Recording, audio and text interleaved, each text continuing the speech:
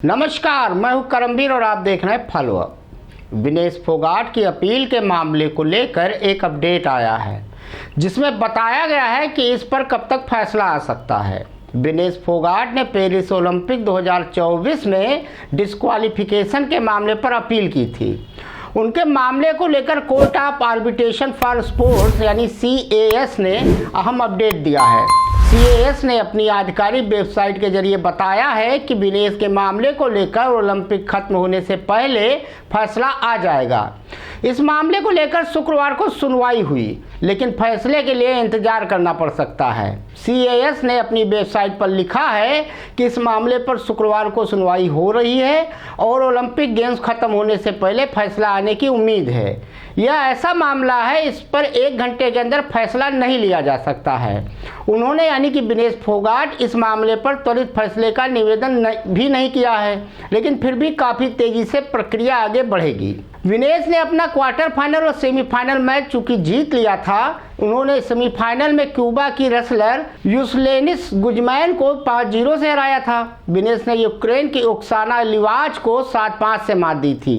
यह quarter final मुकाबला था। वहीं विनेश ने जापान की यूई सुसाकी को 3-2 से पटका था, लेकिन वे गोल्ड मेडल के मैच से पहले ही अयोग्य ठहरा दी गई थी। विनेश को डिस्क्वालीफाई कर दिया गया था। विनेश ने डिस्क्वालीफाई होने के बाद court of arbitration for sports यानी CAS में याचिका दायर की थी।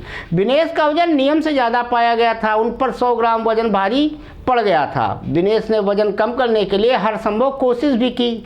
उन्होंने अपने बाल तक कटवाए, इसके साथ ही कपड़े भी छोटे किए थे, लेकिन फिर भी सफलता हाथ उन्हें नहीं लगी थी। इसी वजह से उन्होंने कोर्ट का रुख किया। दरअसल पहली बार 1896 में जब ओलंपिक खेला गया था तो इसका आयोजन ग्रीस में हुआ था, लेकिन इसके बाद कुछ विवाद होने लगे। खिलाड़ियों ने नियमों को लेकर नाराजगी भी जाहिर की है कई बार। इसी तरह के विवादों को देखते हुए इनके हल के लिए court of arbitration for sports का गठन 1984 में किया गया था। इसका हेड ऑफिस स्विट्जरलैंड में स्थित है। यह एक स्वतंत्र संस्था है जो कि खेल से जुड़े विवादों का हल निकालती है। वहीं दूसरी तरफ विनेश को लेकर सोशल मीडिया पर बयानबाजी का सिलसिला थमता नहीं दिख रहा है। हाल ही में इसकबाज फेम एक्टर नकुल मेहता ने भी विनेश फोगाट की हिम्मत और जज्बे को सलाम करते हुए एक्स पर एक वीडियो शेयर किया। इस वीडियो में नकुल ने विनेश को चैंपियन बताया है।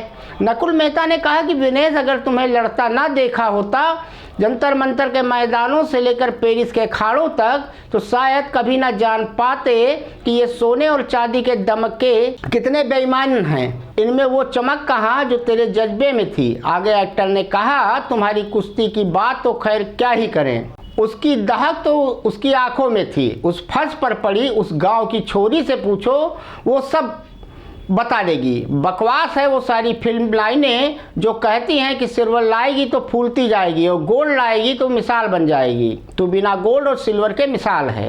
ये बात नकुल मेहता ने लिखी थी।